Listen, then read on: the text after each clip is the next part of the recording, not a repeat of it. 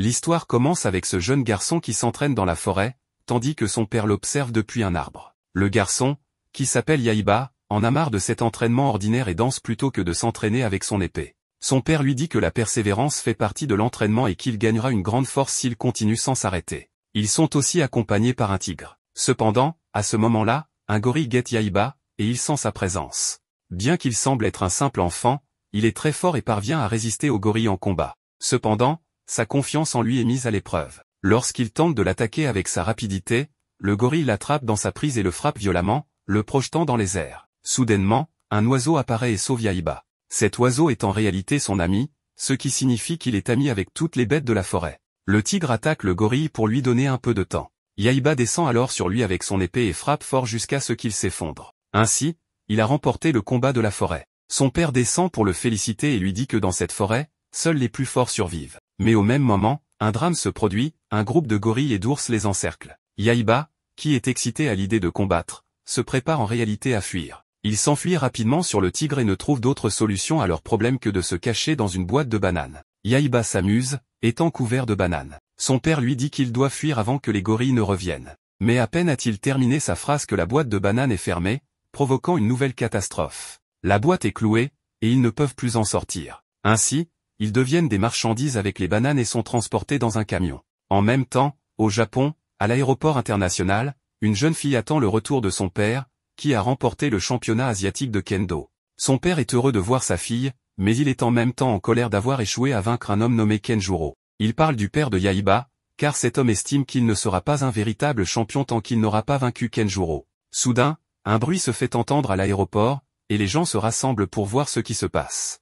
Un individu a frappé tous les agents de sécurité et est entré de force dans l'aéroport. Il s'avère que c'est Yaiba, ce qui signifie qu'il a voyagé avec les bananes jusqu'au Japon. Raizo se sent menacé par Yaiba, qui le voit comme un homme fort et est excité à l'idée de se battre contre lui. Cependant, sa fille l'interrompt et lui demande qui il est. Yaiba lui répond avec fierté, « Je suis Kurogane Yaiba, un samouraï exceptionnel ». Le père de la jeune fille est surpris d'entendre ce nom, mais Yaiba est étonné par l'apparence de la fille. Il n'a jamais rencontré de femme dans sa vie, ne connaissant que les animaux. Il lui demande alors ce qu'elle est. Gênée par sa question, elle lui répond qu'elle est une fille et que son nom est Sayaka. Yaiba est ravi de rencontrer une fille pour la première fois de sa vie et ne perd pas l'occasion de découvrir ce qu'est une fille dans cette vie. Il commence à explorer son corps de manière assez intrusive. Notre héros est le plus stupide que j'ai jamais vu. Cependant, il pousse ses comportements stupides à un point où il tente de soulever la jupe de la fille, ce qui l'a fait le frapper violemment sur la tête, faisant apparaître une bulle de douleur au-dessus de lui. Il est choqué de découvrir que les filles sont encore plus effrayantes que les animaux de la forêt. À ce moment-là, le père de Yaiba apparaît et s'enfuit avec le tigre. Il rencontre alors le père de Sayaka, nommé Raizo, qui est excité à l'idée de combattre Kenjuro et lui dit qu'il attendait ce moment depuis longtemps. Mais Kenjuro est actuellement occupé avec les gardes et ne peut pas s'arrêter. Il emmène donc Raizo avec lui et demande à Yaiba de les suivre. Ils prennent tous un taxi et s'échappent directement de l'aéroport. Finalement, ils arrivent dans une ville développée du Japon. Kenjuro dit à Yaiba que tout va changer à partir de ce jour. « Voici ta nouvelle maison », lui dit-il. Mais Raizo crie que c'est sa maison. Yaiba ne prête pas attention à leur dispute et entre précipitamment pour explorer la maison, agissant de manière impulsive. Il n'a jamais vu de maison comme celle-ci et était habitué à vivre dans la forêt. Il entre seul dans la maison, mais soudainement, il est arrêté par une vieille femme, qui lui demande qui il est. Comme la vieille a une allure particulière, il pense que c'est un babouin, ce qui met la vieille en colère et elle veut lui inculquer la vraie voix du sabre. Mais notre petit gars ne sait même pas de quoi elle lui parle. Pendant ce temps, à l'extérieur, Raizo se dispute toujours avec Kenjuro, lui disant de ne pas s'inquiéter, qu'ils resteront seulement un court moment. La vieille femme sort alors et demande à Kenjuro pourquoi il est venu ici. Kenjuro, heureux de voir que sa grand-mère est en vie, lui répond, mais la pauvre femme souffre de sa présence folle. Et en plus, Yaiba continue de l'appeler babouin. Kenjuro explique à sa grand-mère que ce jeune garçon turbulent est son fils, et elle décide de le garder avec eux. Elle l'amène dans la salle d'entraînement, et Yaiba est ravi de voir tous ces samouraïs. À ses yeux, toute personne portant une épée est un samouraï. Kenjuro s'avance alors pour tester les compétences des samouraïs et voir qui est le plus fort parmi eux. Il est confronté à l'un d'eux, et Raizo lui explique qu'il s'agit du meilleur combattant du dojo, nommé Muto. La vieille femme demande à Yaiba s'il est assez fort pour affronter le puissant Muto, et Kenjuro lui répond que si Yaiba gagne, il pourra rester. La grand-mère accepte ce défi. Muto se prépare à utiliser toute sa force et à ne pas sous-estimer ce jeune garçon. Yaiba l'insulte à nouveau en l'appelant babouin et compare cet homme à un gorille qu'il a vaincu dans la forêt, ce qui met Muto en colère. La vieille femme lui rappelle qu'il n'a pas de armure, mais Yaiba lui répond fièrement que son père lui a toujours dit que seuls les faibles portent des armures, et il n'a jamais perdu contre des babouins, faisant référence à la vieille femme. Elle ne lui prête pas attention et pense qu'il va perdre, mais il commence à se battre. Le combat commence entre Yaiba et Muto, mais Yaiba attaque de manière désordonnée et échoue à frapper Muto, même une seule fois. Il ne se laisse pas décourager et devient encore plus excité à l'idée de combattre un homme aussi fort. Cependant, Muto contre-attaque avec une frappe puissante qui faillit briser son épée, et il continue d'attaquer sans s'arrêter, coinçant Yaiba dans un coin. Pourtant, Yaiba, utilisant sa ruse, parvient à se sortir de ce piège rapidement. Muto se moque de lui en lui disant « Tu te crois dans la forêt, petit ?» Mais cette moquerie est en réalité bénéfique pour Yaiba, car elle lui rappelle une astuce qu'il utilisait pour tromper les animaux de la forêt. Il décide d'utiliser la même technique et tourne le dos à Muto. La vieille femme pense que Yaiba a abandonné et ordonne à Muto de profiter de l'occasion pour le finir. Muto, avec sa stupidité, se lance dans une attaque imprudente, mais Yaiba, se concentrant sur les mouvements de son adversaire, réussit à le tromper et à esquiver son attaque dans la dernière seconde. Il frappe ensuite Muto avec une attaque si puissante qu'il brise son épée et la colle au plafond. Ce garçon possède une force folle. Même Raizo est choqué par la puissance de Yaiba. Ainsi, Yaiba réussit à vaincre Muto uniquement grâce à son instinct. Cependant, après cela, il fait quelque chose de très étrange, il suspend Muto dans les airs, comme un monstre qu'il a capturé. Quand Sayaka lui demande ce qu'il fait, il répond « Dans la forêt, seuls les plus forts survivent ». Mais ce n'est pas tout. Le lendemain matin, des bruits étranges se font entendre depuis le toit de la maison. Yaiba ne perd pas une seconde de sa vie et commence à s'entraîner sur le toit dès le matin. Mais Sayaka le fait tomber du toit en lui criant dessus. Yaiba lui dit qu'il fait jour depuis longtemps, car il est habitué à la vie dans la forêt. Il entre pour prendre son petit déjeuner. Sayaka lui demande pourquoi il y a un tigre avec lui, et il lui répond que c'est son ami. Sayaka est complètement choqué de rencontrer la personne la plus idiote du monde. Pendant ce temps, Raizo est surpris de la disparition de Kenjuro, et même la grand-mère ne l'a pas vu ce matin-là. Mais la femme de Raizo trouve un message laissé par Kenjuro, disant qu'il est sorti de la maison et a laissé son fils Yaiba sous leur garde. Yaiba est habitué à ce genre de situation, car son père partait toujours seul, même dans la forêt. Sayaka, pauvre, n'a pas encore mangé à cause des actions légendaires de Yaiba, et le plus grand problème est qu'il a aussi volé sa nourriture. Il lui dit que c'est comme ça que la forêt fonctionne, chasse avant d'être chassé. Sayaka sort pour aller à l'école, mais Yaiba continue de la suivre et lui demande ce qu'est l'école. Elle lui explique que c'est un endroit où beaucoup d'enfants se réunissent pour étudier. Mais Yaiba, étant idiot, pense que l'école est similaire à un entraînement et s'excite en pensant que l'école est remplie d'ennemis forts. Sayaka ne nie pas son idiotie et décide de l'utiliser pour l'empêcher de venir à l'école avec elle. Elle lui dit que des monstres puissants l'attendent là-bas, pensant qu'il aura peur et ne voudra pas la suivre. Mais Yaiba lui répond qu'il viendra toujours avec elle pour la protéger de tout danger. L'idiote se rend compte que son plan a échoué, mais elle essaie de réparer les choses. Yaiba, de son côté, est de plus en plus excité à l'idée de combattre des ennemis forts à l'école. Ils arrivent à l'école, et Yaiba est choqué par le bruit de la cloche. À ce moment-là, un groupe de filles arrive et elles sont toutes attirées par lui. Yaiba en profite pour apprendre le sexe des filles, les observant comme un médecin, mais à la fin, Sayaka le frappe et le tire par le cou, comme s'il était un déchet. Elle lui demande de retourner à la maison, car il est interdit d'entrer avec elle dans la salle d'entraînement. Mais il refuse, car elle lui a dit que l'endroit est rempli de monstres puissants, donc il ne peut pas la laisser seule ici. Elle est obligée de l'emmener dans la salle d'entraînement avec elle. L'idiot est encore plus excité car il y a beaucoup de samouraïs à cet endroit. Pour lui, toute personne portant une épée est un samouraï. Sayaka part se changer et lui ordonne d'attendre sans faire de bêtises. Mais l'idiot la suit même dans la cabine de changement de vêtements, ne voulant pas rater l'occasion d'explorer le corps de la fille. Sayaka proteste contre cela et le frappe avec tout ce qu'elle trouve, le chassant de la pièce. Il retourne à la salle d'entraînement, mais l'idiot ne peut pas rester en place et part prendre une épée. À ce moment-là, il rencontre un homme chauve qui lui fait une menace. Yaiba recule, effrayé par la puissance de cet homme. Lorsqu'il s'en approche, il ne sent même pas ses pas. Sayaka lui demande de s'arrêter, et il lui demande si cet homme est fort. Elle lui dit que cet homme est un champion mondial, et c'est alors que Yaiba se réchauffe et le défie dans un vrai combat. Mais cet homme lui répond, « Pourquoi devrais-je me battre contre un petit garçon ?» Yaiba commence à tourner autour de lui et à faire des mouvements étranges, croyant toujours qu'il est dans la forêt. Quand le dos de l'homme devient exposé, Yaiba profite de l'occasion pour attaquer, mais l'homme, étant vraiment fort, esquive son attaque avec un mouvement impressionnant et parvient en même temps à faire tomber l'épée de Yaiba. Yaiba est encore plus excité à l'idée de le combattre. Cet homme chauve s'appelle Onimaru Takeshi, et c'est ainsi que débute la rivalité entre Yaiba et cet homme.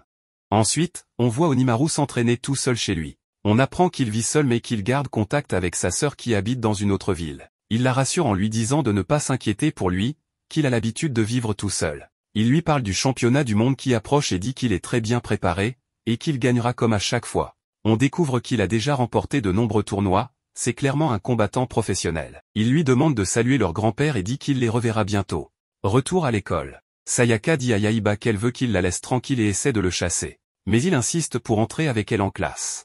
Il se met à courir pour la devancer mais finit par heurter Onimaru. Il est très agacé de le revoir. Il lui redemande son nom, et Onimaru répond qu'il s'appelle le champion Onimaru. Yaiba le provoque et lui demande de l'affronter. Onimaru refuse et lui dit qu'il ne se bat pas contre les enfants et les faibles. En partant, Yaiba continue de le provoquer. Yaiba finit par s'énerver et attaque, mais comme d'habitude Onimaru esquive et lui donne un puissant coup de pied qui le projette au sol. Avant de partir, il lui dit qu'il lui faudra s'entraîner 100 ans pour atteindre son niveau. Sayaka va voir Yaiba et lui demande d'arrêter de le provoquer. Onimaru n'a pas de temps à perdre avec lui, il a un tournoi bientôt. Elle dit qu'il n'a pas le temps pour un gamin idiot comme lui. Yaiba, lui, se met à rire. On sent qu'il a une idée derrière la tête pour forcer Onimaru à l'affronter. On voit ensuite Sayaka au dojo, elle s'étonne de ne pas voir Yaiba avec elle comme d'habitude. Elle ne sait pas où il est et pense qu'il prépare un sale coup. De son côté, Onimaru est énervé, il ne retrouve plus son équipement d'entraînement. Ses camarades lui disent avoir vu ses affaires éparpillées dans toute l'école. Il trouve alors un message de Yaiba qui lui avoue être responsable, en plus de l'insulter. Onimaru se met en colère et dit que ce garçon ne lâchera jamais l'affaire. Il promet que s'il le voit, il lui transformera la tête en frites croustillantes. Il part récupérer son matériel. Il trouve la première pièce, mais elle est attachée à une corde reliée à un seau d'eau qui doit lui tomber sur la tête. Heureusement, il remarque le piège à temps et l'évite. Il dit que les pièges débiles de Yaiba ne marcheront pas sur lui. Il continue à chercher et trouve la deuxième pièce. Alors qu'il court pour la ramasser, Yaiba lui a encore tendu un piège. Il trébuche sur une corde qui doit faire tomber des casiers sur lui, mais il esquive encore. Quand il ramasse la pièce, il découvre une flèche en dessous, prête à lui transpercer le visage, mais il l'évite au dernier moment. Il dit que ce garçon joue au plus malin et ne compte vraiment pas abandonner. Onimaru arrive sur le toit après avoir récupéré plusieurs pièces. Yaiba l'attend, étonné qu'il ait mis autant de temps. Onimaru lui dit de lui donner la dernière pièce, qu'il en a marre. Yaiba lui dit qu'il devra le combattre s'il la veut. Onimaru refuse encore une fois, affirmant qu'il ne se battra jamais contre un minable comme lui. Yaiba jette alors la pièce, et Onimaru se précipite pour la rattraper. Yaiba tente de le faire trébucher avec un coup de pied, mais Onimaru se rattrape de justesse. Il saisit son masque avec habileté et atterrit au sol sans se faire mal. Mais pas le temps de respirer, un piège est encore là, creusé sous terre, et il tombe dedans. Yaiba le rejoint et lui demande s'il a changé d'avis. Onimaru lui répond qu'il ne reviendra jamais sur ses paroles et qu'il n'affrontera pas un gamin pathétique. Yaiba lui dit de se débrouiller seul maintenant, puis referme le trou et s'en va. Le soir venu, Sayaka affirme que Yaiba est devenu fou. On le voit sur le toit, en train d'aboyer comme un idiot. De son côté, Onimaru est chez lui, entouré de pigeons, toujours énervé contre Yaiba pour tout ce qu'il lui a fait. Il décide de se venger et de lui donner une bonne correction. Sans perdre de temps, Onimaru se rend chez Yaiba. Il croise Sayaka qui lui demande ce qu'il fait là. Il lui répond qu'il vient défier Yaiba. Elle lui dit que Yaiba n'est pas à la maison pour l'instant. En marchant, Onimaru appuie par erreur sur la queue du tigre, ce qui l'énerve. Le tigre attaque, mais Onimaru parvient à le maîtriser et le domine.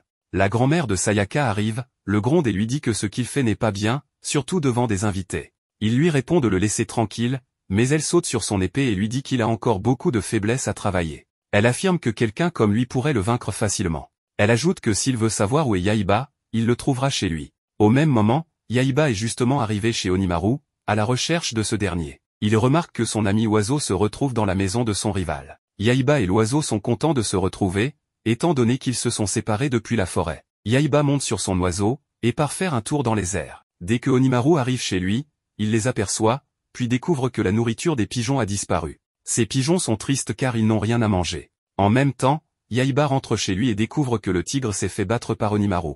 Les deux garçons s'énervent. Chacun décide de se venger. Ils se mettent à courir dans tous les sens et finissent par se croiser devant un temple touristique. Ils décident de se battre immédiatement. Un policier tente de les arrêter, mais il l'ignore complètement et commence leur combat. Yaiba réussit à le surprendre avec un coup de pied en plein visage. Onimaru s'énerve et lui demande de se battre avec son sabre au lieu d'utiliser des ruses de lâche. Le combat devient intense. Ils se battent violemment dans le temple. Chacun utilise toute sa force. Leur puissance est telle que le temple commence à s'effondrer complètement sur les visiteurs. Les deux combattants, concentrés uniquement sur leur duel, ignorent les dégâts qu'ils causent. Après avoir détruit le temple, ils poursuivent le combat dans la rue. Ils montent sur un bus et continuent de se battre comme si de rien n'était. Yaiba saute sur un camion chargé de bois, saisit les planches une par une et les lance sur Onimaru. Ce dernier casse toutes les planches, mais découvre ensuite que Yaiba a disparu. Il réapparaît derrière lui, debout sur un morceau de bois brisé, et attaque avec un puissant coup de sabre. Onimaru anticipe l'attaque et part le coup. Yaiba semble entrer dans une rage folle, comme s'il devenait un zombie. Il mord Onimaru à la tête. Onimaru explose de colère et frappe au hasard. Yaiba esquive son attaque, puis lui écrase un sabre en bois sur le visage. Onimaru s'effondre. Yaiba saute de joie, convaincu d'avoir enfin gagné. Il bondit partout comme un singe jusqu'à ce qu'il percute un panneau publicitaire dans la rue. De retour à la maison, Sayaka le soigne. Sa grand-mère arrive, constate l'état de Yaiba et lui dit qu'il a mené un combat très violent. Elle l'accuse d'avoir triché en mordant Onimaru. Yaiba répond que seule la victoire compte. Elle lui reproche son manque de loyauté. Yaiba se souvient alors qu'Onimaru lui avait demandé un combat loyal, uniquement au sabre. Il promet qu'il gagnera le prochain combat avec honneur. Il grimpe sur le toit de la maison et appelle le tigre et l'oiseau pour s'entraîner. Il ferme les yeux et leur demande de l'attaquer afin qu'ils puissent anticiper leurs mouvements. Sayaka est étonnée par cette méthode d'entraînement. Sa grand-mère lui explique que cette technique s'appelle Shingan et qu'elle permet de développer les sens et la perception pendant un combat. Grâce à elle, Yaiba pourra prédire les mouvements de ses adversaires. Elle précise qu'il avait utilisé cette technique contre Muto et qu'il l'avait vaincu en un seul coup. À l'heure du déjeuner, on le voit les yeux fermés, essayant de deviner les plats posés devant lui. Pendant ce temps, Onimaru continue de s'entraîner. L'image de Yaiba le hante, comme un cauchemar. Il se réveille en sursaut et réalise qu'il rêvait encore de lui. Il se relève aussitôt pour reprendre l'entraînement. Durant ses exercices, il refuse d'admettre qu'il a réellement perdu contre Yaiba. Dans un accès de colère, il casse un pilier de sa maison avec son sabre en bois. En tombant, le pilier révèle un passage secret. Onimaru décide d'explorer ce tunnel mystérieux. Il découvre une salle remplie de statues étranges. Au centre se trouve une statue imposante et un sabre au design particulier. Il comprend que la statue représente le roi du vent et que ce sabre lui appartenait autrefois. Il entend une voix lui dire qu'il est l'héritier légitime du roi du vent et qu'il doit prendre ce sabre immédiatement. La voix lui promet qu'en le saisissant, il obtiendra une puissance immense. Ce sabre est présenté comme le plus grand sabre de samouraï de l'histoire. Onimaru, rempli de joie, s'empare du sabre, convaincu que c'est sa chance de vaincre Yaiba au prochain combat. Une énorme énergie magique s'échappe du sabre. Le sol tremble. Son apparence commence à changer. Il se transforme peu à peu en démon, des cornes poussent sur sa tête. Le sabre du roi du vent a-t-il réveillé un côté obscur en lui? Est-il devenu un véritable méchant? Réussira-t-il à vaincre Yaiba? Dans une ambiance sombre, Onimaru sortit du sous-sol, avec un sourire assez glauque sur le visage. Il est content d'avoir mis la main sur l'épée du vent.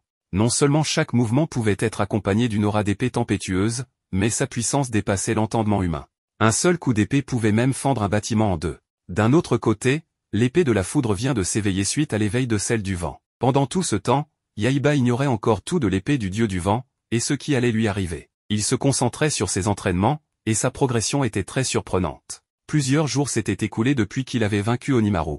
Pendant ces jours, il n'avait pas revu son adversaire à l'école. Jusqu'à ce qu'Onimaru réapparaisse, transformé en véritable démon, avec 2 cornes sur la tête. Il crie alors à Yaiba de venir se battre. Ravi de cette proposition, Yaiba grimpe sur le bord de la fenêtre et s'élance sur Onimaru. Soudain, Onimaru dégaina son épée, ce qui surprit Yaiba. D'un coup, il voit son visage se faire entailler. Il dit à Onimaru qu'il triche, mais ce dernier le trouve pitoyable. L'utilisation de ce sabre par Onimaru surprit tous les élèves. Franchement, Yaiba n'aurait jamais cru que ce sale type oserait utiliser une vraie épée. À ce moment-là, sans même invoquer la puissance du dieu du vent, la simple tranchant de l'épée du dieu du vent suffisait à tout découper comme du beurre. Par chance, un tuyau d'acier surgit à côté de Yaiba, qu'il utilisa pour remplacer son épée en bois, brisée par un coup. Aux yeux d'Onimaru, cela semblait ridicule, comment un simple tuyau d'acier pourrait-il bloquer l'épée du dieu du vent? La seconde suivante, un coup d'épée, si rapide que l'œil nu ne pouvait le suivre, fondit sur lui. Heureusement, Yaiba ne tenta pas de parer directement avec le tuyau, mais esquiva instinctivement le coup. Cependant, continuer ainsi n'était pas une solution, car il ne pouvait absolument pas discerner les mouvements de l'épée de son adversaire. Si je ne peux pas voir, alors je ressentirai avec mon esprit. Face à un ennemi aussi puissant, Yaiba ferma volontairement les yeux. En réalité, ces derniers jours, il s'était entraîné intensément à développer ce qu'on appelle l'œil du cœur, une technique permettant de ressentir l'aura de l'ennemi, de prédire son prochain mouvement et d'agir en conséquence. Les épéistes maîtrisant cette technique créent une sorte de barrière mentale. Dans cette zone, ils peuvent percevoir toute attaque ou tentative d'embuscade. Et le talent de Yaiba était indéniable. Non seulement il pouvait anticiper les attaques, mais il parvenait aussi à parer chaque coup de l'épée du dieu du vent avec l'angle parfait, tout en protégeant son arme improvisée de la destruction. En un instant, il réussit même à repousser Onimaru, qui tenait pourtant l'arme légendaire. Mais à ce stade, il avait atteint ses limites. Onimaru commença alors à invoquer la véritable puissance de l'épée du dieu du vent. Malgré la distance qui les séparait, Yaiba ressentit une menace mortelle. La seconde suivante, une tempête déchaînée jaillit de la lame. Yaiba, incapable de réagir, fut projeté contre le mur derrière lui. Plutôt que de l'achever immédiatement, Onimaru lui ordonna de ramasser son tuyau et de continuer le combat. Après avoir encaissé cette attaque, Yaiba comprit que la force qu'il venait de subir était celle du vent. La seule chose qu'il pouvait faire était de trancher ce vent de toutes ses forces. Mais lorsqu'il tenta de frapper la lame de vent, il ressentit une profonde impuissance. La tempête plia facilement son tuyau d'acier, et Yaiba fut de nouveau projeté en arrière. Les élèves commencent à craindre pour la vie du garçon, se demandant où sont passés les profs. Alors qu'Onimaru compte en finir avec une puissante attaque, Sayaka l'arrête, disant que le combat est terminé, mais il lui dit de se taire et de vite partir. Pour faire passer le message, Onimaru attaque ses camarades avec un coup de vent. Yaiba, déterminé, répondit « Je n'ai peur de rien ». Pour mettre un point final à Yaiba, Onimaru lui balance une puissante attaque de vent, qui découpe en deux le bâtiment, mais Yaiba parvient à s'échapper grâce à son ami oiseau. Après avoir échappé de justesse à la mort, Yaiba ne ressentait aucune gratitude. Au fond de lui, il n'éprouvait que de la frustration face à sa propre faiblesse. Il savait qu'avec sa force actuelle, il ne pouvait pas vaincre Onimaru. Sayaka et les autres, inquiets, observaient la scène. À ce moment, Kenjuro, qui avait disparu, réapparut soudainement. Il félicita son fils, « Tu as beaucoup progressé cette fois-ci ». Ce n'est qu'après avoir raconté les événements de la journée que Yaiba apprit de son père que l'épée brandie par Onimaru était l'épée du dieu du vent, une arme légendaire. Et pour contrer cette épée, il fallait trouver l'épée du dieu du tonnerre, une arme de même rang. Cette épée divine maîtrise la puissance de la foudre. On dit que celui qui la tient peut invoquer des nuages sombres couvrant le ciel, et que la foudre obéit aux ordres de l'épéiste. Cependant, soulever ne serait ce que l'épée du dieu du tonnerre demande des années d'entraînement. Mais Yaiba n'en avait cure. Puisqu'il savait maintenant comment vaincre Onimaru, il était déterminé à obtenir cette épée. Voyant l'obstination de son fils, Kenjuro n'eut d'autre choix que de révéler l'emplacement de l'épée du dieu du tonnerre. Selon lui, l'épée se trouvait au mont Tengu, gardée par un vieil homme nommé Miyamoto. Sayaka, surprise, s'exclama, « Le mont Tengu ? Mais c'est juste ici, dans la ville. » Avant qu'elle ne puisse en dire plus, elle remarqua le sourire malicieux de Yaiba. Le lendemain, comme prévu, Sayaka fut forcée de l'accompagner. Yaiba ignorait où se trouvait le mont Tengu, alors il demanda à Sayaka de le guider. Le mont Tengu n'était pas loin. Les deux y arrivèrent rapidement. Mais Sayaka restait sceptique, se demandant si quelqu'un vit dans une forêt aussi dense et isolée. Ce qu'ils ignoraient, c'est qu'un vieil homme, caché dans les arbres, observait chacun de leurs mouvements. À l'heure du déjeuner, Yaiba chassa un sanglier. Pour un garçon élevé dans la forêt, c'était une tâche banale. Mais l'odeur du sanglier rôti attira le vieil homme. Profitant d'un moment d'inattention de Yaiba, il vola le sanglier et le dévora en moins de 2 secondes et demie. Sayaka, se souvenant de quelque chose, murmura « Et si cet homme était le Miyamoto dont parlait Kenjuro ?» Sans perdre de temps, Yaiba demanda au vieil homme où se trouvait l'épée du dieu du tonnerre. À leur grande surprise, après avoir compris leurs intentions, le vieil homme les conduisit volontairement à son dojo. Il n'avait jamais caché l'emplacement de l'épée du dieu du tonnerre. Au cours des 400 dernières années, de nombreux épéistes étaient venus défier Miyamoto Musashi pour s'emparer de l'épée. Tous, sans exception, avaient échoué. Cette épée ne pouvait être maniée que par le guerrier légendaire de la prophétie. Miyamoto ne croyait pas qu'un gamin comme Yaiba puisse soulever l'épée du dieu du tonnerre. Sayaka, quant à elle, aperçut l'épée divine, plantée dans une falaise. Elle s'approcha, pensant qu'il suffirait de la prendre pour rentrer chez elle. Mais au moment où elle toucha la poignée, un éclair terrifiant s'abattit du ciel. Miyamoto éclata de rire, ceux qui osent toucher cette épée sans respect sont foudroyés par le ciel. Partez, maintenant. Mais il ne remarqua pas que, pendant leur conversation, Yaiba s'était approché de l'épée. Étrangement, il ne fut pas frappé par la foudre comme Sayaka. Au contraire, avec un léger effort, il parvint à retirer l'épée. Miyamoto, stupéfait, savait que même lui n'avait jamais réussi à extraire l'épée du dieu du tonnerre. Est-ce possible que ce gamin soit le guerrier légendaire que j'attends depuis 400 ans? Et si c'est le cas, ce monde est fini. Plus personne ne pourra arrêter le démon. Le destin de l'humanité repose sur mes épaules. Puisqu'il en est ainsi, je vais entraîner ce gamin pour en faire le plus grand guerrier du monde. Après avoir obtenu l'épée du dieu du tonnerre, Yaiba voulut immédiatement essayer de déclencher un éclair. Mais en brandissant l'épée, il réalisa qu'il était incapable de la contrôler. Miyamoto lui dit, « Petit morveux, tu n'es pas encore digne. Pour manier l'épée du dieu du tonnerre, il faut un esprit capable de vaincre le dieu du tonnerre lui-même. » Yaiba, refusant d'accepter ces paroles, déclara qu'il ne perdrait jamais contre un soi-disant dieu du tonnerre. Il saisit à nouveau l'épée et provoqua le dieu du tonnerre dans son esprit, en lui demandant de se battre contre lui. Le dieu prend possession de son corps, et commence à se déchaîner comme un fou. Alors qu'il lance la foudre sur le vieux, ce dernier esquiva son coup et le neutralise avec une simple branche d'arbre. D'un autre côté, l'apparition soudaine de l'épée du dieu du tonnerre rendit l'épée du dieu du vent instable. Onimaru, grâce à un parchemin secret de sa famille, apprit l'existence de l'épée du dieu du tonnerre. Son prochain objectif était de s'en emparer. Pendant ce temps, Yaiba se réveilla. Il venait de provoquer le dieu du tonnerre, mais son esprit n'était pas assez fort pour résister à l'épée, qui l'avait submergé. La transformation démoniaque d'Onimaru était due à ses émotions négatives, amplifiées à l'extrême par l'épée du dieu du vent, le rendant incontrôlable. Même avec l'épée du dieu du tonnerre en main, Yaiba n'était pas encore capable de vaincre Onimaru. Mais Yaiba se moquait de ces détails. Tout ce qu'il voulait, c'était triompher du dieu du tonnerre, puis battre Onimaru. On voit ensuite Onimaru exécuter une incantation pour invoquer les 8 démons serviteurs du roi du vent. Lorsqu'ils apparaissent, il leur demande de l'aider à retrouver l'épée du roi du tonnerre. Les 8 démons invoquent à leur tour leurs propres serviteurs et se divisent en groupes pour fouiller différents endroits à la recherche de l'épée. Onimaru les avertit que s'ils échouent, il les éliminera tous. On revient alors à Yaiba, qui s'entraîne avec Miyamoto. Son premier exercice est de marcher sur l'eau, mais dès qu'il essaie, il tombe immédiatement. Le vieux rit de lui, ce qui énerve Yaiba, qui s'exclame « T'es débile ou quoi? Personne ne peut marcher sur l'eau ». Miyamoto lui répond que c'est possible s'il allège son corps et son esprit pour qu'il devienne aussi léger que le vent. Il lui montre l'exemple en marchant avec agilité et rapidité sur l'eau sans tomber. Yaiba lui demande s'il pourra un jour atteindre ce niveau, et Miyamoto lui dit que oui, s'il se concentre. Yaiba réessaie, mais échoue encore. Sayaka, agacée, décide d'aller préparer le dîner pour se rendre utile. Pendant ce temps, au Parlement de Tokyo, en pleine réunion ministérielle, la porte est brisée par Onimaru et son armée de démons. Il déclare qu'il est leur nouveau dirigeant et qu'ils doivent tous se soumettre à lui.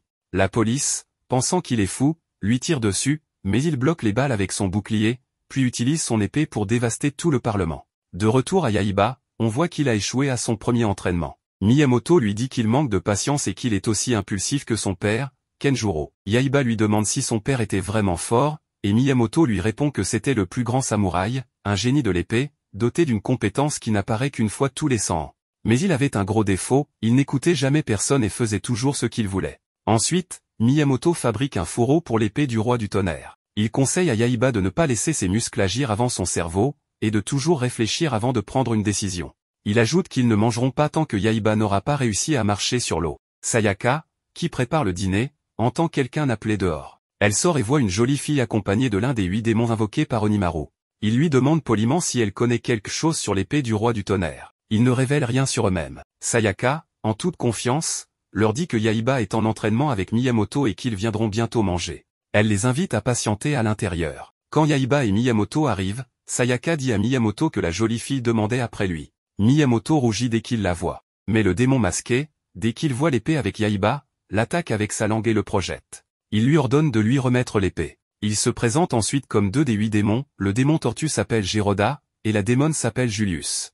Yaiba et Sayaka éclatent de rire à cause de leurs noms étranges et de leur apparence bizarre. Les démons, vexés, invoquent leurs sbires. Sayaka, voyant leur nombre augmenter, dit à Yaiba d'arrêter de rire car la situation devient sérieuse. Mais Yaiba continue de rire comme un idiot, puis se jette dans la bataille en riant. Étonnamment, malgré son rire, il frappe ses ennemis un par un. On découvre que c'est une technique du rire, qui sert à provoquer et déconcentrer ses adversaires pour mieux les vaincre. Miyamoto est impressionné par les nombreuses techniques de combat que Yaiba maîtrise. Il dit que c'est exactement le genre de samouraï légendaire qu'il recherchait. La démone Julius, furieuse, attaque Yaiba, mais Miyamoto intervient à temps pour le sauver et lui dit d'arrêter de rire bêtement et de se concentrer sur le combat. Pendant ce temps, un groupe de démons entoure Sayaka pour l'attaquer. Elle les avertit de ne pas la sous-estimer parce qu'elle est une fille, car elle maîtrise aussi de puissantes techniques de combat. L'un des démons la saisit, mais elle se met en colère, et lui donne une raclée mémorable. Le démon Geroda attrape Yaiba par les jambes, le traîne au sol et lui brise son épée en bois. Il tente alors de lui arracher de force l'épée du roi du tonnerre, forçant Yaiba à la sortir de son fourreau. Malheureusement, dès que l'épée est dégainée, on voit Yaiba commencer à se transformer, des éclairs et du tonnerre jaillissent de l'arme. Miyamoto court vers lui et lui assène un coup sur la tête pour qu'il perde connaissance. Mais cette fois, Yaiba se relève de nouveau, attaque avec l'épée du roi du tonnerre et donne un coup si puissant qu'il met littéralement le feu à la maison de Miyamoto. Il se met ensuite à attaquer tout ce qui se trouve autour de lui, sans faire aucune distinction. On le voit totalement hors de contrôle, enragé, s'attaquant au démon Geroda pour le tuer. Heureusement, Miyamoto intervient à la dernière seconde et bloque son coup. Il dit alors au démon, faisons une trêve pour l'instant, le temps de ramener Yaiba à son état normal. Si on l'affronte sous cette forme, on ne pourra rien faire, il nous éliminera tous. Ils coopèrent donc, et un combat intense éclate entre Yaiba, Miyamoto et le démon Geroda. Mais la puissance de Yaiba est telle qu'ils ne peuvent rien faire contre lui. Miyamoto élabore alors un plan, faire diversion pendant que Geroda attire l'attention de Yaiba, puis bondir sur lui d'en haut pour lui asséner un coup assez fort pour le faire s'évanouir. Geroda passe à l'attaque, attrape l'épée de Yaiba avec sa langue, tandis que Miyamoto saute depuis les airs et tente de le frapper violemment. Yaiba anticipe l'attaque et la bloque, mais le choc est si fort que la pierre magique de l'épée du roi du tonnerre se détache et tombe. L'épée perd alors toute sa puissance, et Yaiba retrouve son état normal, sans aucun souvenir de ce qui s'est passé. Miyamoto enlace Geroda, mais tous deux se rappellent qu'ils sont censés être ennemis. Ensuite, Yaiba décide de continuer à combattre les démons. Juste avant d'attaquer Geroda, il se rend compte que la pierre magique a disparu. Il découvre qu'elle est entre les mains de Sayaka. La démone Julius tente de la lui prendre, et finit par réussir. Elle demande à Yaiba de lui remettre l'épée, et ordonne à Geroda de les éliminer. Mais Geroda, reconnaissant envers Miyamoto qu'il a sauvé de la mort, refuse de les attaquer. Julius le traite alors de lâche et tente de le tuer. Yaiba s'interpose, le défend et lui dit de s'enfuir avant qu'il ne soit obligé de le tuer lui-même. Yaiba provoque ensuite Julius en lui disant « Si tu veux l'épée, viens la chercher », et s'enfuit en courant dans la forêt. Elle le poursuit, folle de rage. Dans la forêt, Yaiba affronte plusieurs démons et les élimine tous. Un combat féroce s'engage alors entre lui et Julius.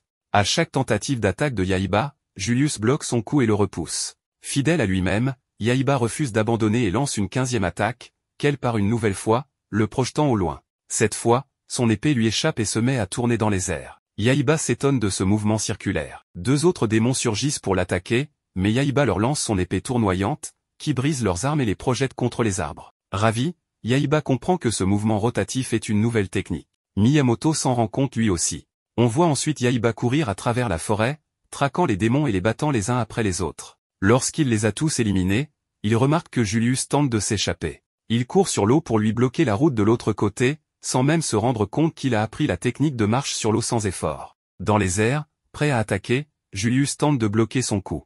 Mais Miyamoto lui crie d'utiliser la technique du cyclone dans son attaque. Yaiba applique la technique et frappe Julius de plein fouet, la coupant littéralement en deux.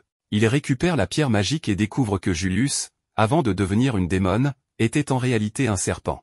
Il la menace en lui disant « Si tu reviens, je te ferai griller et je te mangerai ». Le soir, alors qu'ils sont réunis, il regarde le téléphone de Sayaka et voit qu'Onimaru a envahi le Parlement et déclaré vouloir dominer le monde. Ils comprennent que ce genre d'action vient du démon du roi du vent. Motivé, Yaiba décide de maîtriser complètement l'épée du roi du tonnerre pour l'affronter et le vaincre. Miyamoto leur dit alors que la solution se trouve sur une île appelée Ganryu, où ils trouveront le moyen de contrôler l'épée. La nuit, Yaiba, allongé, regarde l'épée avec enthousiasme et se demande s'il arrivera un jour à la maîtriser. Le lendemain matin, ils commencent leur voyage vers l'île de Ganryu. En chemin, une étrange abeille volante les surveille de loin.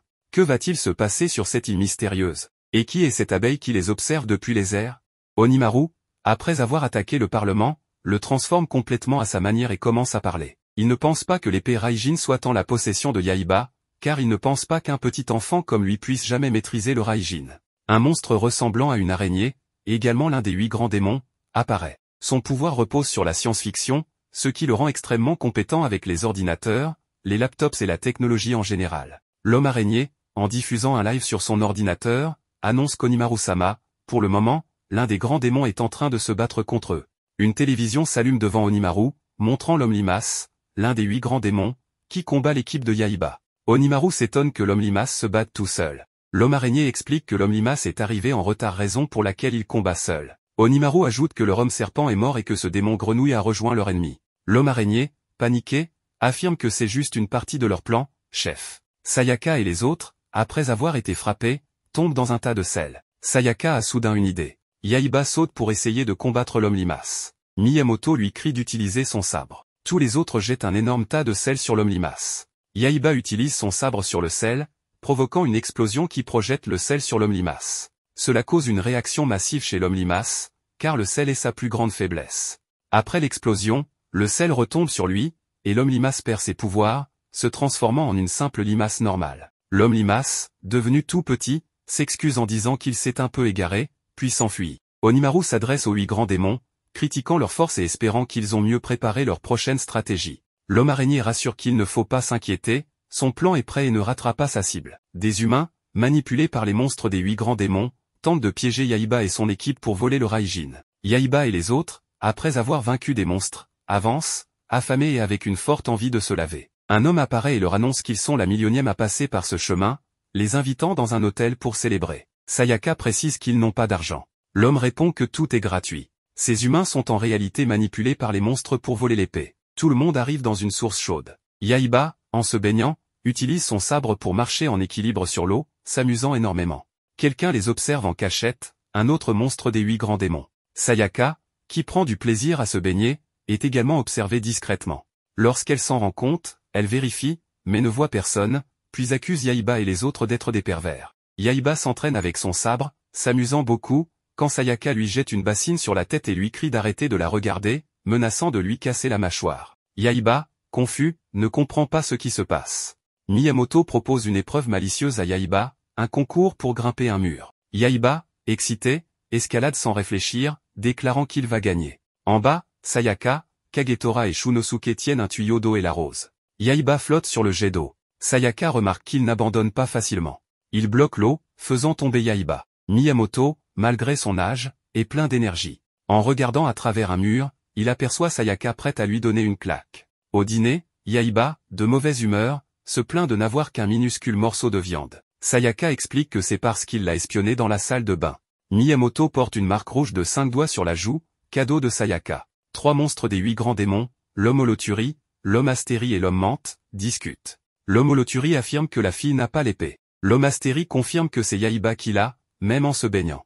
L'homme menthe taquine l'homme holothurie, disant qu'il a vu Sayaka nue. L'homme holothurie proteste qu'il n'a rien vu. L'homme astérie recentre la discussion sur la manière d'obtenir le Raijin, notant que la technique de Yaiba est simple et efficace.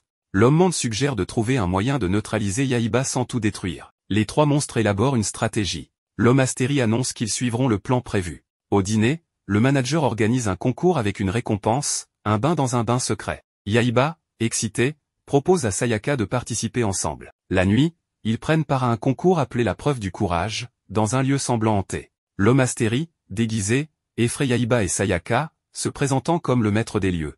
Il explique les règles, avancer sans s'arrêter ni reculer, et demande à Yaiba de laisser son épée, car elle est trop dangereuse. Yaiba, mécontent, s'énerve, mais Sayaka admet qu'une épée tranchante est risquée. L'homme astérie pense que Yaiba va laisser le Raijin.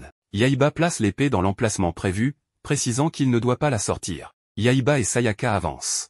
L'homme menthe, déguisé en vieil homme sous une couverture noire, demande de l'aide. Yaiba répond qu'il ne peut pas atteindre ses épaules. L'homme menthe sort ses bras, menaçant de découper Yaiba. Pensant que Yaiba ne peut pas utiliser son épée, l'homme menthe est surpris quand Yaiba le frappe sur la tête avec le fourreau, le mettant hors d'état de nuire. Sayaka reproche à Yaiba de frapper les gens, même avec le fourreau. Yaiba rétorque qu'il n'a pas sorti l'épée. Sayaka s'excuse et l'entraîne plus loin. L'homme astérie, voyant l'homme menthe blessé, s'étonne qu'il tienne encore debout, mais l'homme menthe est inconscient, de la fumée s'échappant de sa tête. À la deuxième étape, l'homme astérie suit Yaiba et Sayaka, espérant que l'homme holothuriment agira. L'homme astérie marche accidentellement sur l'homme holothuriment, le réduisant en bouillie. L'homme astérie s'exclame qu'il l'a écrasé lui-même, mais continue de les suivre, déterminé pour le dernier round. Yaiba et Sayaka s'arrêtent devant un rocher avec une inscription demandant d'insérer l'épée dans un trou. Sayaka s'étonne qu'ils sachent qu'ils ont une épée. Yaiba insère son épée. L'homme astérie jubile, révélant qu'il est l'un des 8 grands démons d'Onimaru-sama. Sayaka, impassible, répond qu'ils sont habitués à ce genre de discours. Yaiba tente de retirer son épée, mais elle est coincée. L'homme astérie ricane, expliquant qu'il a rempli le trou de superglue. L'homme menthe et l'homme holothurie apparaissent, se présentant comme des grands démons. Ensemble, ils déclarent que Yaiba et Sayaka n'ont aucune chance. Yaiba tire de toutes ses forces sur l'épée. L'homme astérie, moqueur, saute pour attaquer, mais Yaiba arrache l'épée et le rocher entier, le projetant sur l'homme astérie. L'homme holothurie et l'homme menthe, choqués, restent bouche bée. L'épée est libérée, le rocher s'étant brisé. L'homme astérie, se relevant en boitant, déclare qu'ils n'ont plus le choix, Onimaru-sama les tuera s'ils rentrent les mains vides. Les 3 monstres se préparent à charger, mais l'endroit tremble. L'eau jaillit avec une pression énorme du trou laissé par le rocher, emportant les 3 monstres. Sayaka suggère que le secret de la source thermale était peut-être cette eau.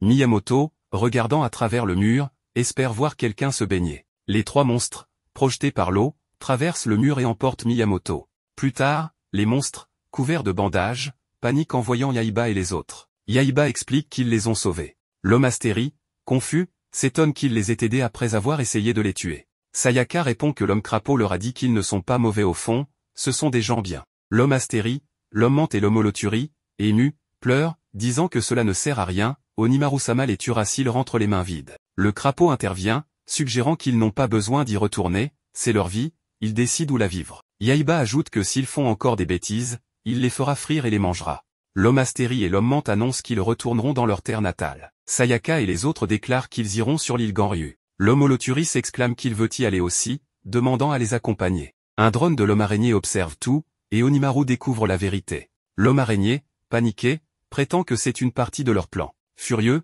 Onimaru détruit le toit du bâtiment et déclare qu'il n'aurait jamais pensé devoir invoquer le plus puissant des 8 grands démons. Un cercueil tombe du toit brisé, révélant un démon vampire. Il demande si Lord Onimaru l'a appelé. Onimaru, exaspéré, ordonne d'aller chercher le Raijin. Le démon acquiesce et, en un clin d'œil, découpe le cercueil en morceaux, s'envolant en riant bruyamment, prêt à affronter Yaiba. Un autre jour, nous voyons Yaiba et tous les autres arriver dans une ville, dégustant des brioches. Là, nous apercevons Sayaka qui prenait des photos avec son téléphone pour les partager sur les réseaux. Soudain, ils entendent une voix, se taisent immédiatement, et l'homme crapaud se met à crier. Devant eux apparaît un homme qui se révèle être l'homme limace. Ce dernier, en riant, déclare qu'ils font erreur, qu'il n'est plus l'homme limace mais l'homme escargot. En effet, la limace avait mis un masque d'escargot sur lui, ce qui expliquait son nouveau nom. Yaiba, agacé, demande si c'est tout ce qu'il a. Il prend alors du sel et le saupoudre sur l'homme escargot en disant qu'il connaît son point faible. En un clin d'œil, l'homme escargot se réfugie dans sa coquille et, en riant, déclare qu'il savait que quelque chose comme ça allait arriver, c'est pour ça qu'il a apporté cette coquille. Miyamoto intervient alors, cette protection a un défaut, il l'empêche de bouger. Yaiba s'approche, utilise son épée et tranche l'homme escargot en deux d'un seul coup. Miyamoto, stupéfait, s'exclame que l'équipe d'Onimaru est remplie de spécimens comme lui. Yaiba, déterminé, répond que la prochaine fois, peu importe le monstre qu'Onimaru enverra, il les coupera tous avec son épée. C'est alors que le monstre de type Dracula, vu dans l'épisode précédent, arrive à une vitesse supersonique vers Yaiba et déclare qu'il ne pense pas que ce soit possible. Nous le voyons se déplacer à une vitesse incroyable et se tenir au sommet d'un bâtiment. En voyant sa puissance et sa vitesse, Miyamoto s'écrie que Yaiba doit reculer un peu, ce type est très dangereux. Le monstre se présente. Il est l'un des 8 grands démons d'Onimaru, et son nom est Bat-Guy. Il commence à manger un repas, ce qui fait réagir Sayaka. Cela montre à quel point l'homme chauve-souris est rapide, Sayaka n'a même pas senti qu'il lui avait volé son repas. L'homme chauve-souris poursuit, disant que l'épée de la foudre appartient uniquement à Onimaru, et elle ne te va pas entre les mains de Yaiba. Furieux, il réagit à ces mots. L'homme chauve-souris continue. Avant que je ne te blesse, pourquoi ne me donnes-tu pas cette épée? Yaiba, provocateur, répond que s'il a le courage, il n'a qu'à venir la prendre, qu'il va le battre avec un seul coup de l'épée. L'homme chauve-souris réplique que c'est très bien, garçon, prépare-toi à subir ma punition. Yaiba se met en position de combat avec son épée, et nous voyons l'homme chauve-souris sortir également son épée. En un clin d'œil, grâce à sa vitesse supersonique, il tente de trancher Yaiba, mais ce dernier esquive l'attaque. En son fort intérieur, Yaiba pense, en riant, que c'est un jeu d'enfant pour lui. Mais l'homme chauve-souris se met aussi à rire, ce qui montre qu'il a l'avantage. Nous voyons l'homme chauve-souris utiliser ses ailes pour changer de direction dans les airs et se préparer à attaquer Yaiba. Ce dernier, choqué par cette manœuvre, est pris par surprise. L'homme chauve-souris profite de l'occasion et, avec son épée, tranche l'épaule de Yaiba. L'homme crapaud parvient à rattraper Yaiba de justesse. Gravement blessé, Yaiba s'exclame qu'il est un lâche, voler comme ça, c'est de la triche. L'homme chauve-souris répond que l'humain sans elle doit se taire. Yaiba, déterminé, dit à Shonosuke de lui montrer leur pouvoir. Shonosuke attrape Yaiba avec ses griffes, et Yaiba déclare qu'il a maintenant ses ailes. L'homme chauve-souris, impressionné, dit que c'est waouh, mais que voler seul ne suffira pas à le battre. En un clin d'œil, un combat aérien éclate entre eux. Miyamoto pense en son fort intérieur que ce l'homme chauve-souris est incroyablement rapide, il bloque les attaques comme si c'était un jeu d'enfant. Mais si Yaiba parvient à briser son système de défense, il aura une chance de le vaincre. Nous voyons Yaiba, en plein vol, tenter d'utiliser sa technique, mais il tranche une des ailes de son oiseau. Yaiba pense alors qu'il ne peut pas utiliser l'épée dans cet état. L'homme chauve-souris attaque de nouveau avec son épée, disant que s'il pense à tant de choses pendant le combat, comment va-t-il s'en sortir? Il donne un violent coup de pied dans la gorge de Yaiba, qui s'écrase contre un bâtiment. Les deux combattants sont dans un état critique. L'homme chauve-souris, volant vers eux, déclare que le moment est venu de les éliminer. C'est alors que le maître des deux épées, Musashi Miyamoto, intervient, bloquant les attaques de l'homme chauve-souris avec son épée. Ce dernier demande qui il est avec ses compétences magistrales, qu'il le lui dise. Miyamoto, bombant le torse, répond qu'il est le plus fort de tous les temps, le plus grand de tous les héros, Musashi Miyamoto. L'homme chauve-souris, très excité, s'exclame que c'est waouh, monsieur Musashi, qu'il est tellement heureux de le rencontrer, que son cœur est en fait à l'idée de croiser le plus grand maître d'épée du Japon, mais qu'il devrait rejoindre son équipe. Le visage de Miyamoto pâlit de peur. L'homme chauve-souris profite de cet instant pour mordre le visage de Miyamoto, ce qui inquiète profondément les autres membres de l'équipe. Miyamoto recule rapidement et reste silencieux, sans faire un bruit. En attaquant l'homme chauve-souris, Miyamoto se transforme lui-même en monstre, ce qui terrifie l'homme crapaud et les autres. Yaiba reprend conscience et, en regardant devant lui, voit que l'homme chauve-souris a transformé Miyamoto, l'homme crapaud et d'autres en monstres, prêts à attaquer Sayaka. L'homme chauve-souris ordonne de lui donner 7 jolies filles. Kagetora, paniqué, fait signe à Sayaka de partir d'ici, qu'il s'occupe de tout. L'homme chauve-souris donne l'ordre à ses sbires d'attaquer. Miyamoto s'en prend à Sayaka, mais Yaiba intervient, repoussant Miyamoto d'un coup de pied en criant qu'il est un vieux pervers. Shonosuke vole alors vers eux, emportant Yaiba et Sayaka loin de la zone. Yaiba dit à Kagetora de rester sain et sauf jusqu'à son retour. Mais l'homme chauve-souris les poursuit en volant au-dessus d'eux, disant qu'ils ne peuvent pas lui échapper. Il attaque depuis l'arrière, et bien que Shonosuke s'enfuit à toute vitesse, l'homme chauve-souris le suit de près, tranchant des bâtiments avec ses ailes. Alors qu'il s'apprête à attaquer avec son épée, Shonosuke anticipe et jette Yaiba et Sayaka en bas, esquivant l'attaque. Un combat aérien éclate entre Shonosuke et l'homme chauve-souris. Yaiba, en tombant, attrape la main de Sayaka, la serrant dans ses bras et lui disant de ne pas s'éloigner de lui. Ils tombent ensemble dans l'eau. L'homme chauve-souris réapparaît et déclare que c'était une belle tentative de fuite. Mais Shonosuke a également été transformé en monstre par l'homme chauve-souris. Ce dernier ajoute qu'il est l'homme chauve-souris, qu'il récupérera l'épée de la foudre, c'est certain. Yaiba et Sayaka se tiennent sur un pont.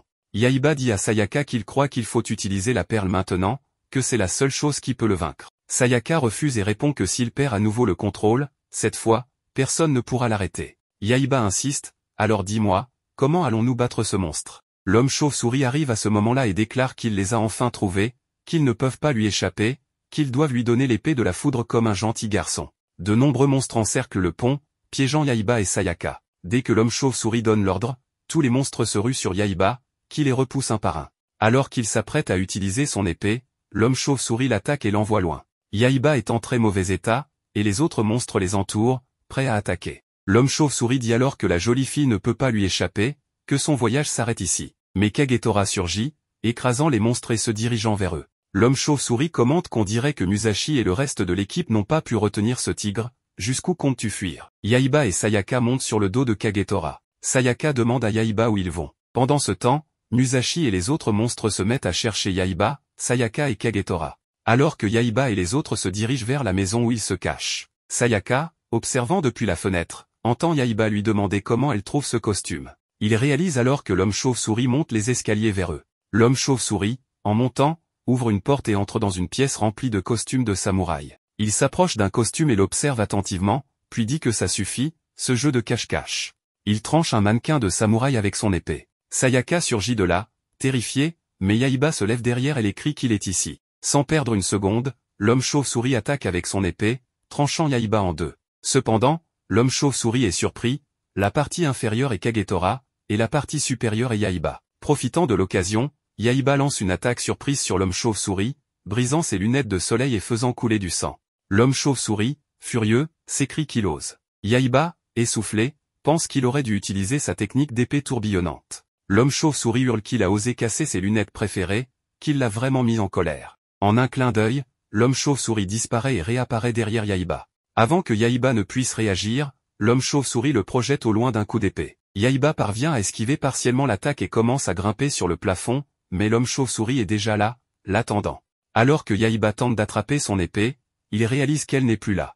L'homme chauve-souris déclare que c'est la fin pour lui. À ce moment, Sayaka, à l'intérieur de la maison, remarque l'épée. Elle essaie de la soulever, mais n'y parvient pas, se demandant comment Yaiba peut manier une épée aussi lourde. Kagetora prend alors l'épée avec ses dents, fait monter Sayaka sur son dos, et se dirige vers Yaiba. Devant eux, l'homme crapaud et les autres monstres se préparent à attaquer. Kagetora bondit, écrasant la tête de chaque monstre en sautant pour avancer. Alors qu'ils montent les escaliers, Miyamoto tente de les attaquer, mais Sayaka et Kagetora s'abaissent, et Miyamoto glisse, s'écrasant contre un mur, révélant qu'en plus d'être un zombie, son intelligence est devenue très limitée. L'homme chauve-souris, armé de son épée, lance une violente attaque sur Yaiba, qui esquive tant bien que mal. Leur combat est intense. Yaiba entre dans la maison, et l'homme chauve-souris, le suivant, déclare qu'il l'avait surestimé, qu'il n'est pas aussi compétent qu'il le pensait. Yaiba, désemparé, se retourne et voit Kagetora arriver avec l'épée et Sayaka. Kagetora lance l'épée de foudre à Yaiba, qui l'attrape et dit que maintenant,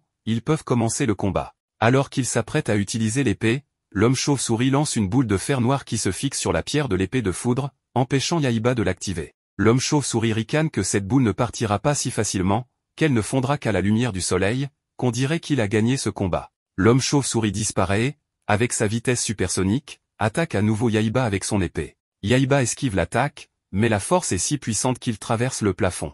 Il continue à se battre sur les poutres en bois au-dessus, échangeant des coups d'épée. Yaiba se rend compte qu'il est coincé, sans espace pour reculer. L'homme chauve-souris profite de l'occasion, prépare une attaque puissante et frappe Yaiba, qui traverse à nouveau le plafond et tombe. L'homme chauve-souris s'approche et dit que c'est fini. Yaiba murmure qu'il va le tuer. Sayaka, voyant cela, panique et crie d'arrêter. Soudain, une lumière intense frappe le visage de l'homme chauve-souris, qui hurle « Oh mon Dieu !» Sayaka, choquée, réalise que cette lumière provient de la perle qu'elle porte autour du cou. En regardant vers la fenêtre, elle voit la lumière du soleil frapper la perle, qui amplifie la lumière et la projette directement sur l'homme chauve-souris. Dehors, le soleil se lève, signifiant l'arrivée du matin. Yaiba, inspiré, attrape l'épée de la foudre et commence à trancher la maison entière, faisant glisser l'épée contre les murs. En un clin d'œil, le toit de la maison se coupe en deux et s'effondre. Sayaka s'exclame que c'est impossible. La lumière du soleil inonde l'homme chauve-souris, qui hurle de douleur. La boule de fer sur l'épée de foudre fond sous l'effet de la lumière.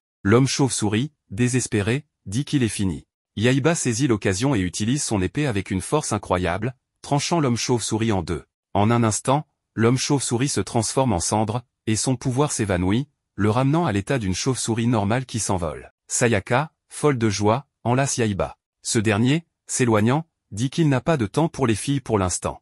Ils retournent tous au village, où Miyamoto et les autres redeviennent normaux. Yaiba, oubliant de manger, se consacre à un entraînement intensif. Miyamoto commente qu'il a peut-être réalisé qu'il doit devenir encore plus fort. Yaiba, en s'entraînant, pense qu'il doit devenir encore plus fort. Dans une autre scène, Onimaru place son dirigeable au centre du Japon. Et il annonce à tout le monde qu'il est venu pour occuper le Japon.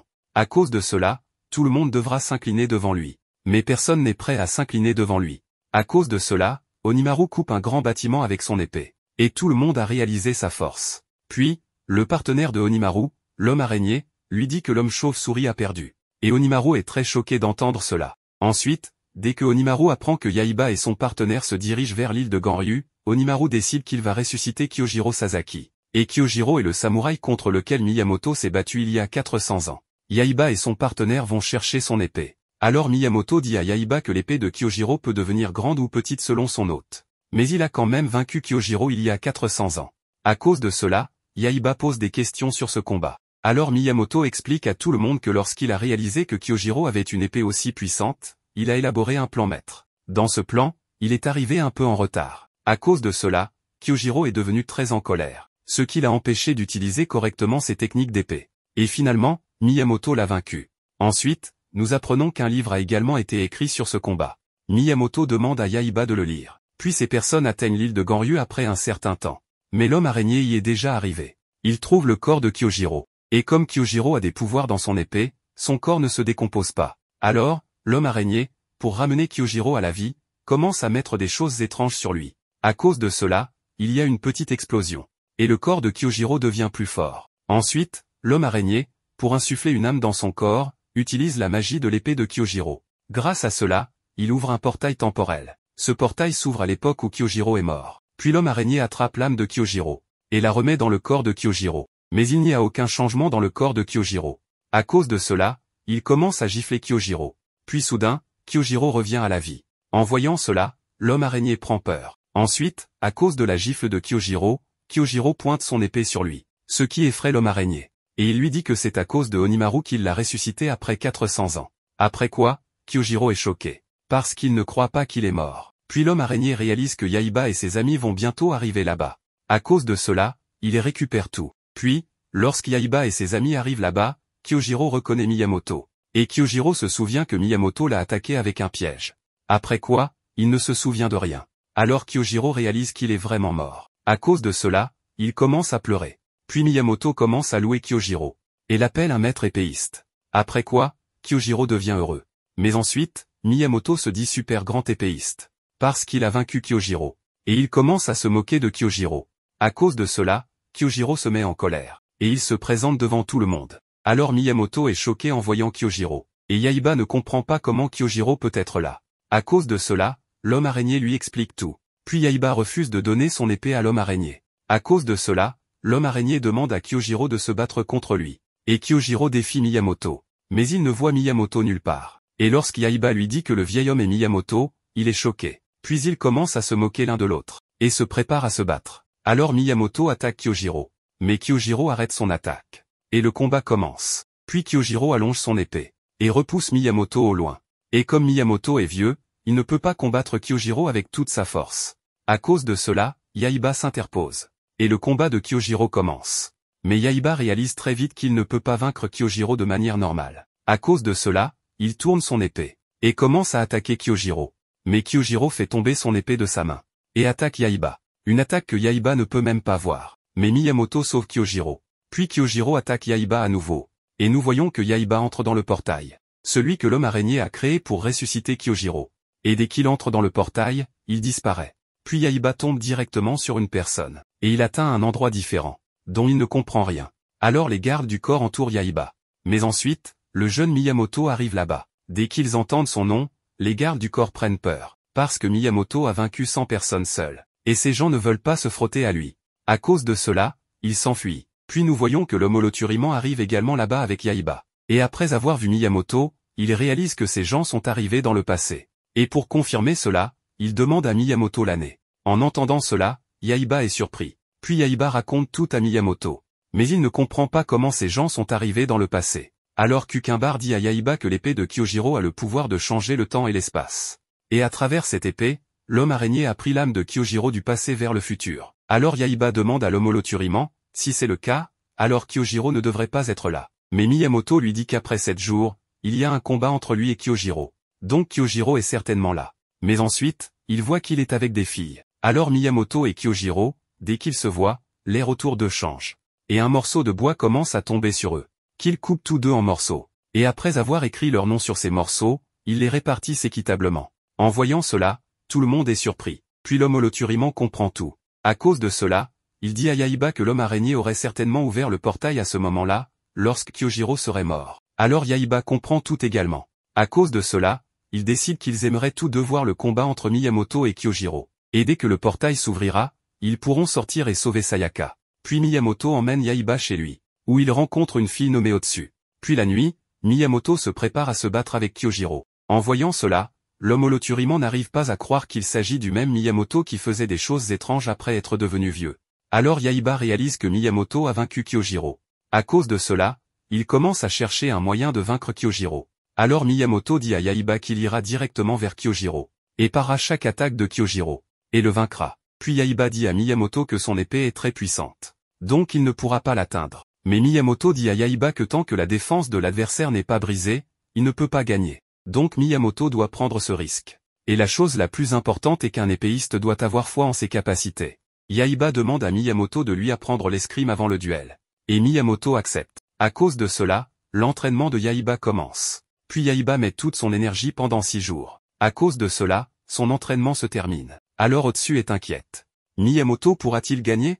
Puis Yaiba dit à Otsu que Miyamoto a déjà prévu d'arriver en retard. À cause de cela, il peut irriter Kyojiro, et le vaincre très facilement. Alors Otsu refuse, parce qu'elle a une entière confiance en Miyamoto. Et Miyamoto refuse. Puis l'homme holothuriman dit à Yaiba qu'il doit y aller, parce que si son action change l'histoire, alors il ne pourra jamais retourner dans le futur. Yaiba demande à Musashi s'il compte vraiment arriver à l'heure pour le combat du lendemain. Musashi répond que oui. Yaiba se met en colère, car il sait qu'un changement dans le passé pourrait bouleverser le futur. Il se rend compte que son épée Raijin a disparu, signe que l'avenir est en train de changer. Itomaru crie soudain, car le livre de Musashi s'est transformé en celui de Kyojiro. Yaiba panique, comprenant que la première étape du changement du futur vient de commencer. Il a accidentellement dit quelque chose à Musashi qui a provoqué une divergence temporelle. Yaiba commence alors à disparaître. Pris de panique, il se précipite vers Musashi et tente de le convaincre d'aller se coucher pour être en forme pour le combat. Il lui explique que s'il survit assez longtemps, il pourra voir le futur. Pour le convaincre, Yaiba soulève la jupe d'une fille et explique qu'un jour, il verra des filles dans la rue avec des jupes aussi courtes. Musashi, intrigué, lui demande d'en dire plus sur ce genre de choses. Tous deux, avec la fille, discutent du futur autour d'un verre. Petit à petit, Yaiba cesse de disparaître, son épée réapparaît, et le livre reprend sa forme initiale. Plus tard, Musashi, complètement ivre, s'effondre. Yaiba se réjouit, disant que Musashi arrivera en retard au combat. La fille ajoute qu'une fois ivre et endormie, Musashi ne se lève pas de la journée. Elle s'évanouit aussi, obligeant Yaiba à s'occuper des deux. Le lendemain, Kyojiro attend Musashi pour leur combat officiel. Lorsqu'il ne le voit pas arriver, il explose de colère et l'accuse d'avoir perdu toute virilité. Il écrit un message sur un papier, le transperce de son épée et l'envoie. L'épée traverse la maison de Musashi et arrive jusqu'à Yaiba. Ce dernier découvre le message, « Musashi, tu es en retard, viens vite ». Il tente alors de réveiller Musashi, le secoue, le gifle, et le supplie de se lever, car s'ils ne gagnent pas ce combat, ils ne pourront pas aller dans le futur. En voyant la gueule de bois de Musashi, Yaiba et l'Homoloturiman élaborent un plan. Pendant ce temps, Kyojiro, à bout de nerfs, voit un homme arriver en criant son nom. C'est Yaiba. Kyojiro, surpris, lui dit qu'il a l'air différent.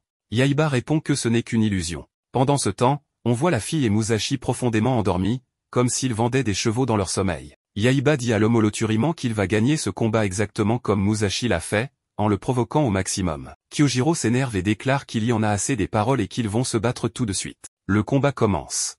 Yaiba, étrangement, se bat avec une rame en bois. Tout en combattant, il se remémore les paroles de Musashi, qui disait que Kyojiro est du genre à s'énerver vite et à perdre sa technique à cause de ça. C'est justement ce moment que Musashi avait exploité pour gagner. Yaiba tente la même approche.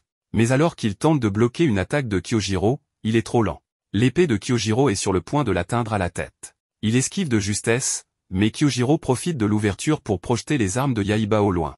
Utilisant la technique Mono Oshizao, Kyojiro fonce à nouveau, mais Yaiba parvient à esquiver grâce à son épée Raijin. Malgré cela, il ne peut supporter la puissance du coup et tombe violemment au sol. Kyojiro l'attaque alors 2 fois de suite par les côtés. Yaiba réussit à esquiver, mais au 3e coup, l'une des longues tiges de bois attachées à ses jambes se brise. Pourtant, Kyojiro, trop idiot pour remarquer ce détail, continue son assaut. Il lève son épée pour une attaque décisive. Cette fois, Yaiba semble incapable d'esquiver. Il est sûr qu'il va mourir. Mais à la dernière seconde, la rame en bois bloque l'attaque de Kyojiro. À sa grande surprise, ce n'est pas Yaiba qui a arrêté son épée, mais Musashi lui-même. Kyojiro s'écrie, choqué de voir deux Musashi. C'est là qu'on réalise à quel point Sasaki Kyojiro est bêtement naïf. Musashi prend alors la parole pour dire que son adversaire, c'est lui. Les deux se préparent au combat. Leur duel commence violemment. Aucun ne semble vouloir céder, chacun rivalisant d'intensité. Kyojiro utilise à nouveau sa technique Mono Oshizao, mais Musashi bondit d'un seul coup d'œil et atterrit directement sur l'épée de Kyojiro,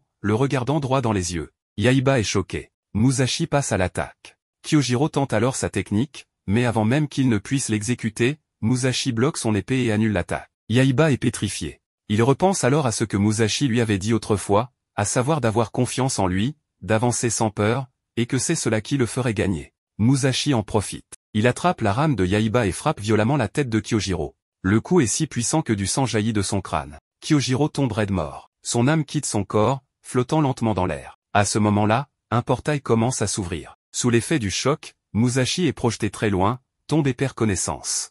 C'est alors que nous voyons Yaiba. Juste avant, il se retourne une dernière fois vers Musashi et pense en lui-même, nous nous reverrons dans le futur. Puis il entre dans un portail avec l'Homoloturiman pour y retourner. Dans le présent, on revient à la 5e scène. Kyojiro utilise son extension Mono Oshizao pour allonger son épée et attaquer Musashi. Celui-ci esquive, mais perd son arme. Sayaka et les autres s'inquiètent. Kyojiro en profite pour lancer une nouvelle attaque, persuadé que c'en est fini pour Musashi. Mais une lumière brillante apparaît de nouveau. Tout le monde est choqué par l'apparition de Yaiba. Musashi, Sayaka et les autres sont ravis. Kyojiro, moqueur, dit qu'il pensait que Yaiba avait fui en tenant son pantalon. Yaiba réplique qu'il s'appelle Yaiba, pas un gamin, et qu'il ne s'enfuit pas. Kyojiro fait tourner son épée et annonce qu'il est temps de trancher la gorge de Yaiba. Mais cette fois, Yaiba n'est plus le même. Il s'est entraîné avec Musashi pendant 6 jours, et ça se voit. Quand Kyojiro tente sa technique Tsubame Gaeshi, Yaiba l'arrête sans hésiter. Musashi est stupéfait et s'écrie qu'il a réussi à bloquer la technique avant qu'elle ne soit lancée. Kyojiro, furieux, le repousse d'un coup d'épée et lui dit qu'il ne pourra jamais bloquer son épée démoniaque. Yaiba se relève et répond qu'il se battra avec n'importe quelle épée, car il croit en sa propre force. Musashi est ému. Cela lui rappelle sa jeunesse. Il demande à Sayaka de donner la pierre de tonnerre de Raijin à Yaiba, car c'est la seule chance de vaincre Kyojiro. Il lance la pierre, qui s'insère dans l'épée de Yaiba. Yaiba hésite, de peur de perdre le contrôle à nouveau, mais Musashi insiste. Yaiba commence alors à puiser dans le pouvoir de Raijin. Kyojiro le défie, mais Yaiba promet de lui montrer la vraie puissance de cette épée. Dans son esprit, Yaiba entre dans une autre dimension, où une main gigantesque, celle du dieu du tonnerre, surgit et tente de l'écraser. Yaiba souffre, perd sa concentration, et commence à sombrer. Musashi l'encourage à tenir bon, à continuer à se battre contre le dieu du tonnerre, et à croire en sa force. Yaiba hurle qu'on ne peut pas le forcer. Un éclair immense le frappe, mais il reste debout. Tout le monde se demande s'il a encore perdu le contrôle. Yaiba affirme son identité, il est Guru Gani Yaiba. Musashi s'écrie qu'il a réussi à dompter l'épée de Raijin. Kyojiro intervient et se moque de lui, affirmant que son style d'épée est supérieur. Yaiba lui dit de se taire et lui reproche de faire grossir et rétrécir son épée. Kyojiro attaque de nouveau, mais Yaiba le bloque sans difficulté. L'électricité qui traverse son corps foudroie Kyojiro, qui recule, choqué. Yaiba l'attaque avec toute sa puissance. Kyojiro riposte avec sa propre technique, et les deux attaques s'affrontent. Mais l'éclair de Yaiba est trop puissant, Kyojiro est projeté dans les airs et disparaît. Yaiba a gagné, mais son épée tremble toujours. Il ne comprend pas ce qui se passe. Des éclairs jaillissent de l'arme, et Musashi lui crie d'enlever la pierre. Yaiba essaie, en vain, et finit par la dégager d'un coup de pied avant de s'évanouir. Musashi pense que cette épée a absorbé toute son énergie, mais que Yaiba a fait un pas de géant dans le monde des samouraïs. Pendant ce temps, dans une maison, un homme s'écrase sur le toit. C'est Kyojiro, encore parcouru par des éclairs. Il murmure que Yaiba a bien combattu. Il admet qu'il n'a pas pu l'attaquer comme il l'aurait voulu. Au palais démoniaque d'Onimaru, celui-ci discute avec le docteur Kanabo et lui demande son aide. Le scientifique accepte. Quand il s'éclipse, l'homme araignée arrive avec Kyojiro. En le voyant, Onimaru propose à Kyojiro de devenir son bras droit. Mais ce dernier refuse catégoriquement, affirmant qu'il n'est ni son sujet, ni son soldat. Onimaru s'énerve, mais l'homme araignée le calme. Il demande à Kyojiro s'il ne veut pas savoir qui est le plus grand épéiste du monde. L'homme araignée tape sur son clavier et l'analyse débute.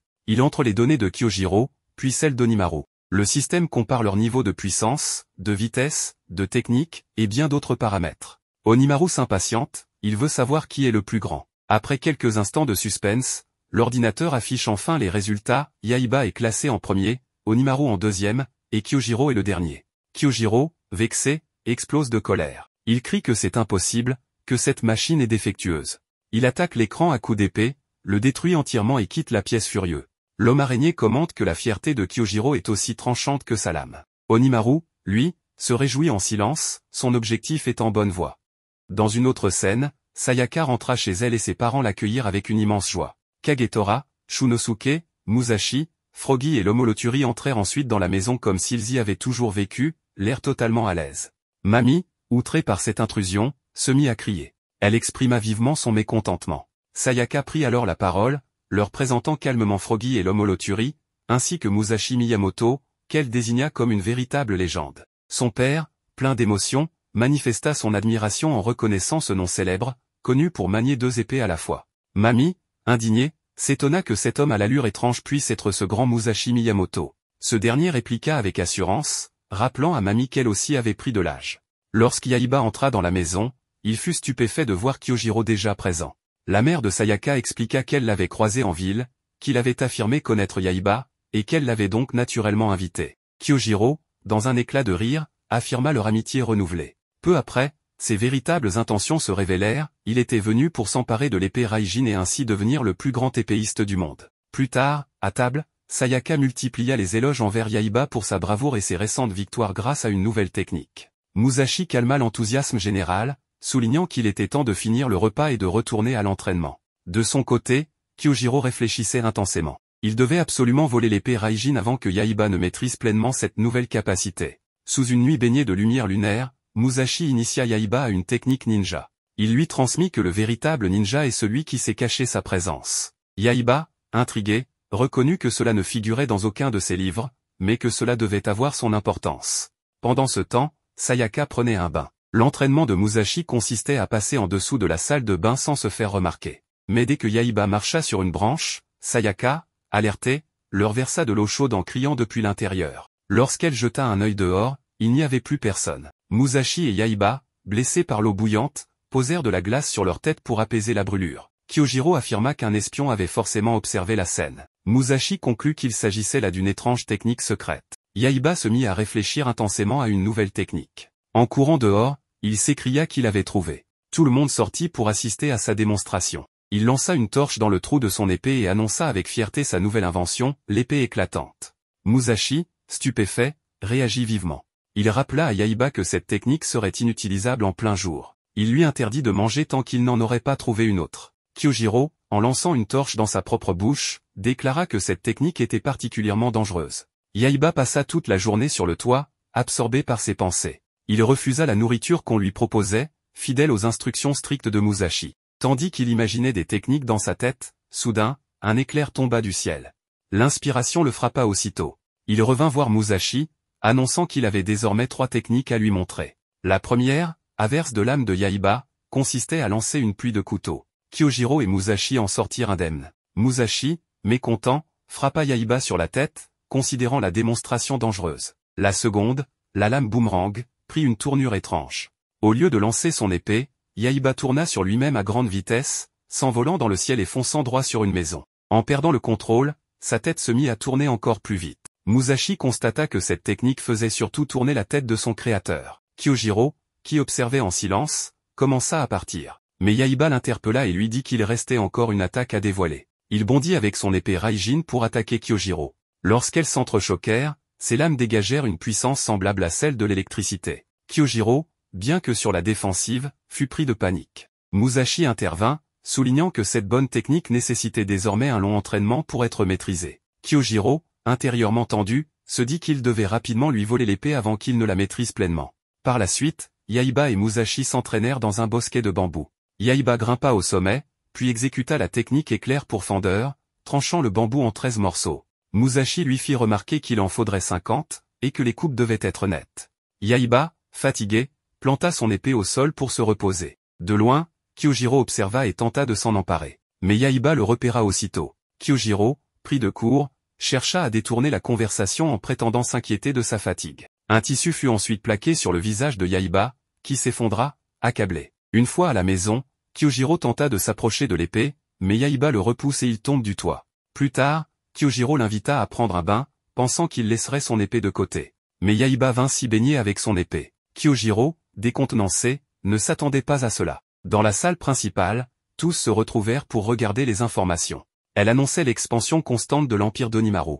Musashi déclara qu'il fallait agir vite. Kyojiro, ruminant ses projets, proposa de devenir le nouveau partenaire d'entraînement de Yaiba. Musashi approuva, le considérant suffisamment puissant pour ce rôle. Le lendemain, Kyojiro et Yaiba engagèrent un duel intense. Kyojiro, mieux préparé que la fois précédente, prit rapidement l'avantage. Derrière ses airs tranquilles, il cachait ses 400 ans d'expérience en tant qu'épéiste légendaire. Yaiba comprit qu'il devait redoubler d'efforts pour le dépasser. Kyojiro, prêt à frapper de toutes ses forces, visait à lui arracher l'épée. Dans un échange féroce, Yaiba parvint à bloquer une attaque cruciale. Concentré, il lança à son tour sa propre technique sublime, coupant en morceaux tous les bambous en suspension. Musashi, témoin de l'exploit, déclara avec fierté que Yaiba avait enfin maîtrisé sa technique. Ce dernier fut rempli de joie. Même Kyojiro, intérieurement, ressentit un bonheur étrange, avant de se questionner sur cette émotion inattendue. Enfin, toute l'équipe se rassembla dans la salle principale pour planifier une attaque sur le château démoniaque d'Onimaru.